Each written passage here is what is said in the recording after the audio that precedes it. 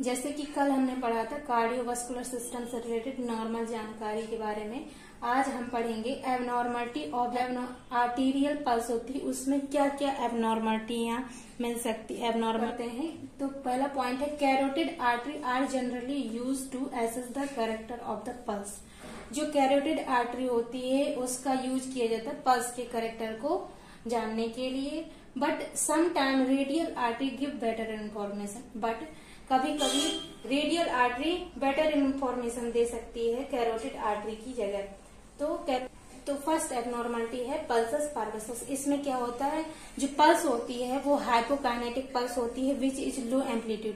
Hypokinetic pulse होती है जो कि लो एम्पलीट्यूड की होती है, जिसकी वजह से लेफ्ट वेंट्रिकल जो होगा उसके स्ट्रोक वॉल्यूम में कमी आएगी and decrease in A systemic arterial pressure. जो सिस्टमिक आर्टेरियल प्रेशर होगा उसमें भी कमी आएगी। लेफ्ट वेंट्रिकुलर के स्ट्रोक वॉल्यूम में कमी आएगी और सिस्टमिक आर्टेरियल प्रेशर। पल्सस पार्वसस को फिर से जान लेते हैं कि इसमें क्या होगा, हाइपोकाइनेटिक पल्स होगी विच इज लो एम्पलीट्यूड, जो लो एम्पलीट्यूड की होगी।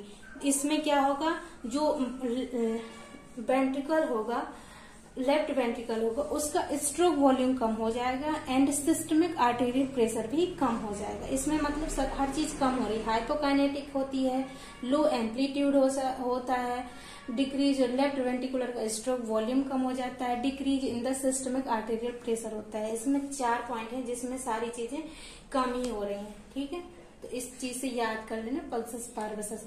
पल्सस टार्डस सेकेंड एबनॉर्मलिटी है a slow rising pulse that peak late in the systole. तो जो पल्सस टार्डसस इसमें क्या होता है, a slow rising pulse, slow गति से एराइज होने वाली पल्स जिसका पीक पॉइंट कहाँ पे आता है, लेट इन द सिस्टोल। जब सिस्टोल का लास्ट पॉइंट होगा, सिस्टोल खत्म होने वाला होगा तब इसका पीक पॉइंट आएगा। एराइज होगी कहाँ से एराइज होगी, स्लो गति से एराइज होगी एंड पीक पॉइंट पर पहुंच जाएगी। कब पहुंचेगी, जब सिस्टोल का लेट पॉइंट होगा या फिर सिस्टोल खत्म होने वाला होगा, डायस्टोल शुरू होने वाला होगा।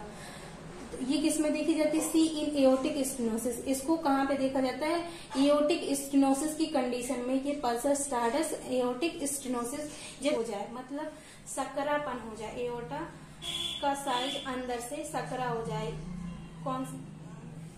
तो उसमें एओर्टिक स्टेनोसिस की कंडीशन में पल्सस टार्डस को देखा जाएगा। और पल्सस टार्डस एट टार्डस, तो अगली एबनॉर्मलिटी क्या है, pulsus parvus et tardus small volume pulse that rise slowly to a late in systole.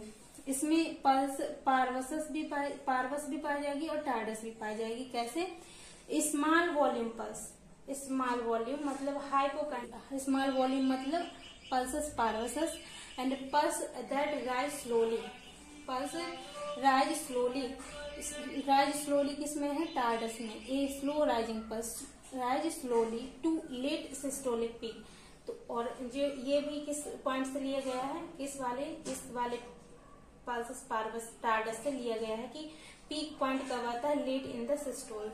तो ये दोनों का कॉम्बिनेशन है पल्सस पार्वस एट टार्डस, जिसमें स्मॉल वॉल्यूम की पल्स होगी जो स्लो राइजिंग मतलब स्लो गति से एराइज होगी, उसका पीक पॉइंट कहाँ पे आएगा, लेट सिस्टोल में आएगा। इसको भी सीन इन एओर्टिक स्टेनोसिस में देखा जाएगा। ए नार्कोटिक पल्स, जो इसमें क्या है, variant of the pulse parvus et tardus, ये इसका प्रकार है। ये दोनों का कॉम्बिनेशन था ये। अब इसका जो प्रकार है या इसका वेरिएंट जो कहेंगे तो ये है एनार्कोटिक पल्स। तो variant of the pulsus parvus et tardus in which notch is palpable on upstroke. जो नॉच होगी वो अप स्ट्रोक में पल्पेट होगी, अप स्ट्रोक में पल्पेट होगी ऑफ द पल्स वेव। जब पल्स वेव का अप स्ट्रोक पॉइंट आएगा तब ये नॉच पल्पेबल होगी। फाउंड इन एओर्टिक स्टेनोसिस, ये भी एओर्टिक स्टेनोसिस में पाई जाती है।